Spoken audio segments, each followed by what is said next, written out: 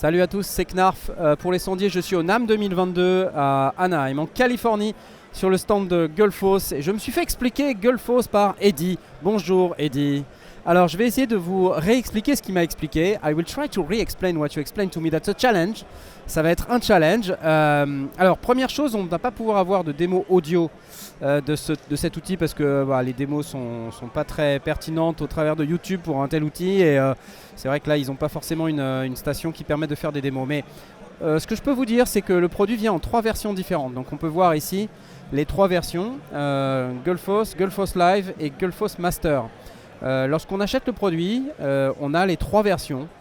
Et la différence entre les 3 versions sont essentiellement des différences en termes de qualité et de processing. Notamment alors, sur la version Gullfoss Bleu, qui est la première version qu'on voit là-bas, c'était le produit initial. Il y a eu ensuite une version Gullfoss Live qui permet de récupérer beaucoup de CPU, puisqu'elle traite un petit peu moins le signal, notamment au niveau des transitoires, ce qui permet de gagner beaucoup en puissance CPU, et c'est très intéressant quand on joue en live par exemple. Et aujourd'hui sur le NAMM, on a aussi le Gullfoss Master. Alors qu'est-ce que c'est Master? C'est une version, comme il m'a expliqué, maxed out du Gullfoss, c'est-à-dire qu'il va aller un petit peu plus loin en termes de qualité. Donc on va aller traiter le signal beaucoup plus finement, et donc ça va consommer évidemment un petit peu plus de CPU. Alors, sur cette machine qui est un Mac M1 Apple Silicon, donc ça tourne parfaitement bien, ça prend à peu près 10% de CPU. Je sais pas, which model of Mac M1 do you have on that one? What's that? What is the Apple processor you have? Is it a M1 Pro, M1 Max, M1 I think this is just the base iMac. Basic, le basic? Just the Okay. basic M1, but it'll support any Apple Silicon. Okay. That's just to say that if you consume 10% on the basic M1, then it's... So it's fully native there. Ok, donc c'est le M1 basique, et donc là on est à peu près à 10% de CPU. I believe you. 8%, ok. Voilà, 8% de CPU Gullfoss sur M1, donc ça c'est le M1 basique. Bon bref, ce qu'on a également, alors, le plugin est assez simple en termes d'utilisation. Il n'y a pas 50 boutons, hein. Donc il y a des paramètres primaires ici que vous voyez qui sont Recover et Tame. Ces paramètres vont de 0 à 100%. Voilà, de 0 à 100%. Et le principe de Recover, et que pour Tame également, c'est qu'on va travailler sur les fréquences masquées. C'est pour essayer de révéler les fréquences masquées ou de les récupérer. Quand on va avoir dans son signal des fréquences qui sont masquées, avec le bouton Recover, on va pouvoir les retrouver. Et vous voyez en fait ce que fait le plugin quand je monte le Recover, c'est qu'on va retrouver un petit peu de grave, on va trouver un petit peu d'aigu. Et ça permet justement de récupérer du signal qu'on n'avait plus, hein. Donc voilà. Alors si je reviens à 0, je pense que ça marche comme ça. Si je double-clique, non ça marche pas, c'est pas grave. Je vais faire comme ça, c'est pas grave. Yeah.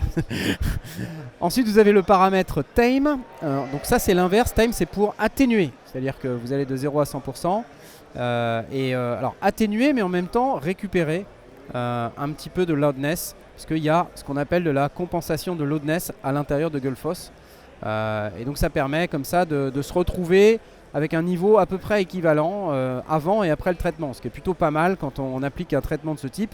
Ça évite qu'on soit trompé par la différence de niveau. D'ailleurs il m'a expliqué que quand on clique sur Bypass ici, le niveau général reste inchangé. C'est-à-dire qu'on a bypassé les traitements, mais globalement, on n'a pas de niveau de changement de niveau sonore. Donc ça, c'est plutôt bien. Ensuite, ici sur la droite, vous avez des paramètres secondaires. Donc il y a un premier paramètre Bias et un paramètre Brighten. Alors Bias, c'est un paramètre qui va vous permettre de décaler. Alors en fait, on va voir ici qu'à chaque fois qu'on va appuyer sur un paramètre, on va avoir ici sur la gauche une information sur le niveau, où est-ce qu'on en est du niveau sonore par rapport au traitement dans les fréquences qui sont considérées. Et alors bien qu'il m'ait expliqué que le niveau reste inchangé parce qu'il y a de la compensation de loudness, il y a quand même une question de niveau perçu qui reste à changer. Donc le bias permet de récupérer ça. Donc si je tourne le bouton, vous voyez, je monte progressivement. Vous voyez que sur la gauche, le petit truc orange, là, le petit truc jaune, il remonte. Et donc on va pouvoir compenser de cette manière-là ce qui a été perdu. Voilà. Donc ça c'est une première chose. Et Brighton, avec Brighton, on va récupérer des hautes fréquences. Voilà. Alors, Bias va aller de moins 100 à 100%. Hein. Voilà, avec le paramètre Brighton, en revanche, on va aller récupérer des hautes fréquences. Voilà, donc là, par exemple, et ça ne fonctionne que si on a mis du recover ou du tame. Voilà, donc ça, c'est intéressant. Et ça permet de récupérer les hautes fréquences. Alors, malheureusement, je ne peux pas vous faire écouter. J'aurais bien aimé vous faire écouter. Mais c'est assez compliqué. Pour ce qui concerne le boost, c'est un truc assez particulier parce que c'est un traitement global. Mais ce que m'a expliqué Eddy, c'est que en fait, le boost agit un peu comme si on se rapprochait ou on s'éloignait d'une source sonore. C'est pas juste un nombre de dB qui augmente ou qui descend. On va également travailler sur les fréquences. Vous voyez, quand vous vous rapprochez d'un micro, par exemple, vous avez un accroissement des hautes fréquences. Là, on le voit très très bien. Là, on a un accroissement des hautes fréquences quand on booste. En fait, c'est la simulation du fait qu'on se rapproche de la source sonore. On a un gain de haute fréquence. C'est un phénomène physique naturel. Hein. Et donc, ils ont essayé de le reproduire de cette manière-là. Inversement, quand vous mettez un boost négatif, on va perdre en haute fréquence, comme si on s'éloignait progressivement de la source sonore. Et donc, on va se retrouver comme ça avec quelque chose qui perd en contenu fréquentiel à mesure qu'on s'éloigne de la source. Voilà.